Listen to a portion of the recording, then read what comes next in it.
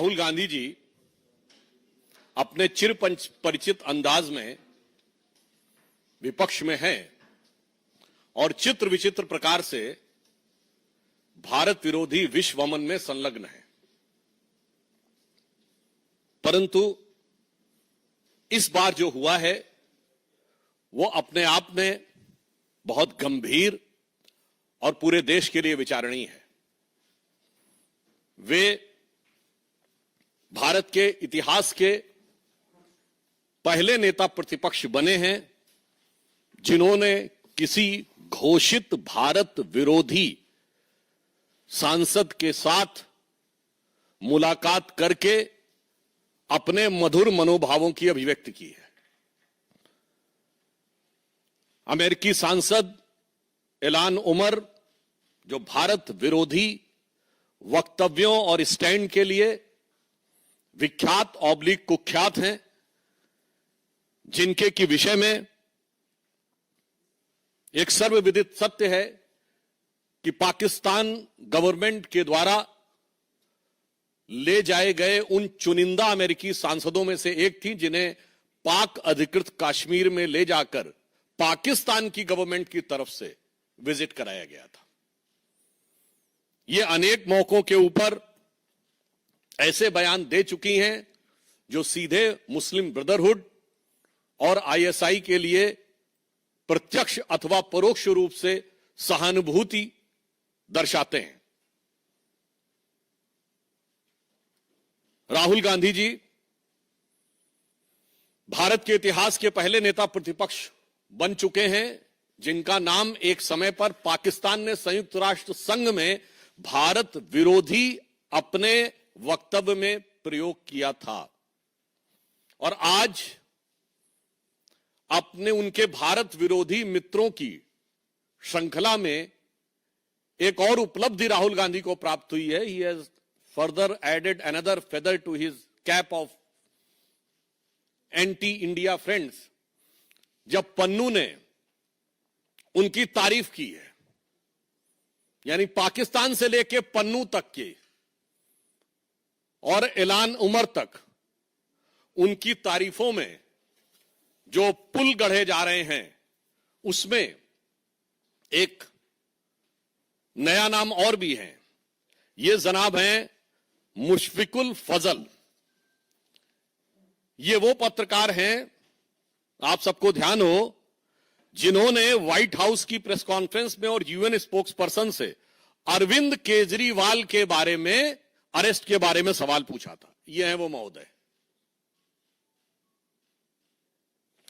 अब आइए साहब, और ये महोदय जो हैं, देखिए कितने मधुर भाव से सेल्फी ले रहे हैं राहुल गांधी जी के साथ। और राहुल गांधी जी और उनके चच्चा जो बता चुके थे कि वेस्ट वाले अरब से आए हैं और नॉर्थ वाले यूरोप से आए हैं, ईस्ट वाले चाइना से आए हैं, दक्षिण भारत वाले अफ्रीका से आए हैं। ये चतुर्दिक प्रतिभा के धनी जो इनके सैम हैं, उनके साथ ये बैठे हुए हैं। अब ये इल्हान उमर के साथ मुस्कुराहट बिखेरती हुई और हर भारतवासी को दिल को चीरती हुई यह तस्वीर है। इस विजिट में उन्होंने कुछ ऐसे शब्दों का प्रयोग किया है जिस पे मैं पूरे देश का ध्यान आकर्षित करना चाहूंगा। ये वर्ड्स उनकी डिफरेंट स्पीचेस में आए हैं। I don't want to live in India, I doesn't value skilled people, I doesn't have the freedom of faith, Indians as in India there are hateful peoples, Indians doesn't allow the different languages, Indian identity is not acceptable, Indian society is casteist, Indians social media influencers are for UC only, और separatist और जो कश्मीर में terror के perpetrator थे उनका समर्थन है। अब यहां पर मैं एक बात थोड़े दुख के साथ कहना चाहूंगा। मित्रों, आज 11 सितंबर है। 11 सितंबर का दिन दो चीजों के कारण विश्व और भारत के इतिहास में अविस्मरणीय है। एक बहुत दुखद याद जुड़ी हुई है 11 सितंबर से 9/11, और इस समय संयोग से राहुल गांधी अमेरिका की धरती पे हैं। मैं पूरे भारतवासियों को याद दिलाना चाहता हूं कि 9/11 के जो प्राइम एक्यूज थे खालिद शेख मोहम्मद और मोहम्मद अट्टा, कोई पॉलिटिकल पार्टी दिखाइएगा जिसने उनके पक्ष में सहानुभूति का बयान जारी किया हो, कोई टीवी चैनल दिखाइएगा जिसने 9/11 के बाद इन लोगों के पक्ष में सहानुभूति दिखाई हो, कोई पॉलिटिकल पार्टी बताइएगा जो अमेरिका के इतिहास का सबसे बड़ा सिक्योरिटी लैप्स, जो अमेरिका के इतिहास का सबसे बड़ा इंटेलिजेंस फेलोर, जिसने उस सरकार के ऊपर उंगली उठाई हो कि इंटेलिजेंस फेलोर था और सिक्योरिटी लैप्स था ना, बल्कि पूरे अमेरिका ने और उनकी सारी पॉलिटिकल पार्टी ने फर्म रिजॉल्व किया।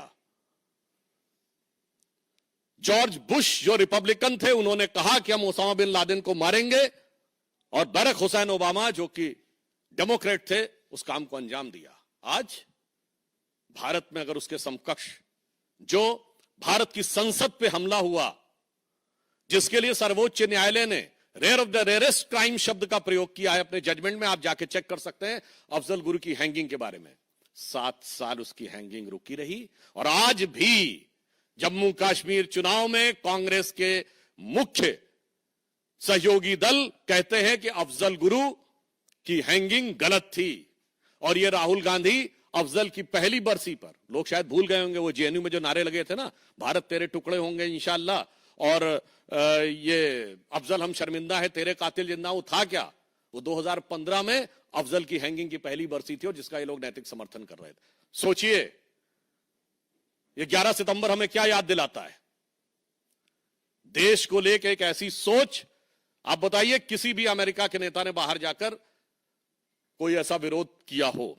दूसरा, याद करते हुए दिल भर आता है, आज 11 सितंबर वो दिन है जिस दिन 11 सितंबर 1893 को स्वामी विवेकानंद ने शिकागो में पार्लियामेंट ऑफ रिलीजन में अपना ऐतिहासिक अविस्मरणीय वक्तव्य दिया था। दुख, 29 साल के उस युवा सन्यासी ने भारत की वो प्रतिष्ठा बढ़ाई थी कि शिकागो हेराल्ड ट्रिब्यून ने यह लिखा था कि इस युवा सन्यासी के पास लगता है ज्ञान का वो समुद्र है जिसकी एक बूंद भी हमारे सारे विद्वानों के पास मिला के नहीं है। और एक 54 साल का युवा आज जाकर भारत और भारतीय संस्कृति को लांछित करने, अपमानित करने की कोई रास्ता नहीं छोड़ता। मैं पूछना चाहता हूं, राहुल गांधी ने आज तक क्या कभी जाकर वहां शिकागो में गए हैं विवेकानंद के उस हॉल में? आज 11 सितंबर है, अगर इस प्रेस को सुनने के बाद भी वो विवेकानंद जी की उस चीज के स्मरण में एक वक्तव्य जारी कर दें तो मैं इसको बहुत बड़ी उनकी उदारता मान लूंगा, क्योंकि ये बहुत साफ है।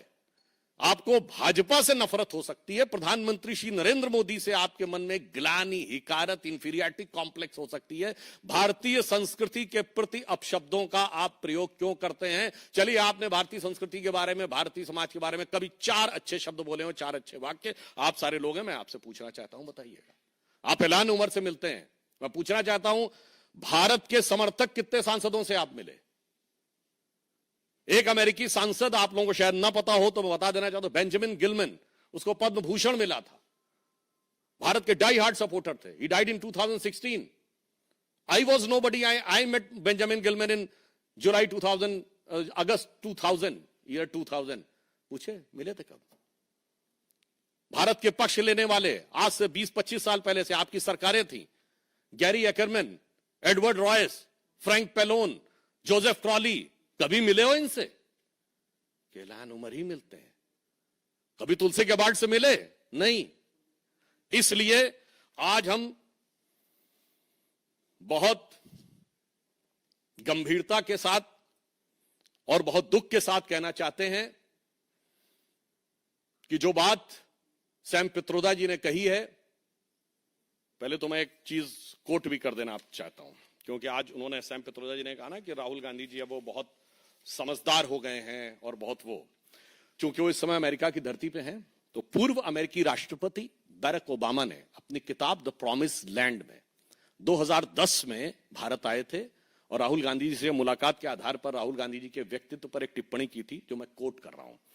Rahul Gandhi has a nervous uninformed quality about him, as if he were a student who has done the coursework. He is eager to impress the teacher, but deep down lacked either the aptitude or the passion of the subject. The Promised Land, written by Barack Obama, page number 601. इसके लिए जानते क्या कहा जाता है? आप लोगों में से जिन लोगों ने इंग्लिश लिटरेचर पढ़ा होगा या यूरोपियन हिस्ट्री पढ़ी होगी, तो उसमें एक फ्रेज है, एक किंग जेम्स फर्स्ट होता था, जिसके सारे दरबारी उसको बहुत बुद्धिमान मानते थे और बाहर वाले समझते थे हमेशा कुछ ना कुछ जरूर करता है, तो इसको शब्दशः ना लिया जाए। एक कहावत थी, King James the First was the wisest fool in Christendom. So in my opinion the same thing applies to Rahul Gandhi for Congressdom. अब यहां मैं कहना चाहूंगा कि जो बात अंकल सैम ने कही है, मैं उनकी बात से सहमत हूं। जो उनको संज्ञा दी जाती थी, अब वो नहीं है। अब वो बचकानी हरकतें नहीं कर रहे हैं, अब वो खतरनाक और शैतानी हरकतें कर रहे हैं। अब वो हर उस ताकत के साथ हैं जो भारत को कमजोर देखना चाहती है, भारत को झुका हुआ देखना चाहती है। और मैं कहना चाहूंगा, एक तरफ हमारे प्रधानमंत्री श्री नरेंद्र मोदी जी के नेतृत्व में भारत गर्व, विकास और सांस्कृतिक स्वाभिमान के साथ ऊपर उठ रहा है, दूसरी तरफ वो लोग हैं जो पूर्व में जाकर, मैं आप लोगों के विवेक पे छोड़ता हूं, वो कहते थे कि डिफेंडर्स ऑफ डेमोक्रेसी अमेरिका और इंग्लैंड चुप क्यों हैं। बस राहुल गांधी का एक वक्तव्य कोट करता हूं पॉलिटिकली, जो उन्होंने मार्च 2023 में इंग्लैंड में बोला था।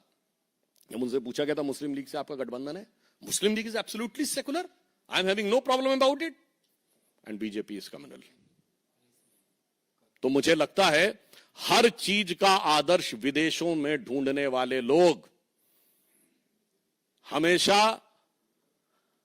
विदेश से ही अपनी प्रेरणा लेने वाले लोग आज विदेश में ही जाकर भारत के विरुद्ध दुष्प्रचार कर रहे हैं। यह दुखद है, निंदनीय है, भर्त्सना योग्य है। और उन्हें यदि लगता है कि विदेश में के पास कोई ताकत है, तो मैं कहना चाहूंगा वो दिन गए जब विदेश भारत को प्रभावित कर लिया करता था। आपको लगता होगा विदेश का प्रभाव, तो एक पंक्ति में कहते हुए अपना विषय समाप्त करना चाहूंगा। इन सारे लोगों के लिए जो आज भी अपना सोर्स ऑफ इंस्पिरेशन अब्रॉड से ढूंढते हैं कि अपने वतन पर सदियों तक है रही हुकूमत गैरों की, अपने वतन पर सदियों तक है रही हुकूमत गैरों की, लेकिन कुछ चेहरों पर अब तक धूल है उनके पैरों की। धन्यवाद।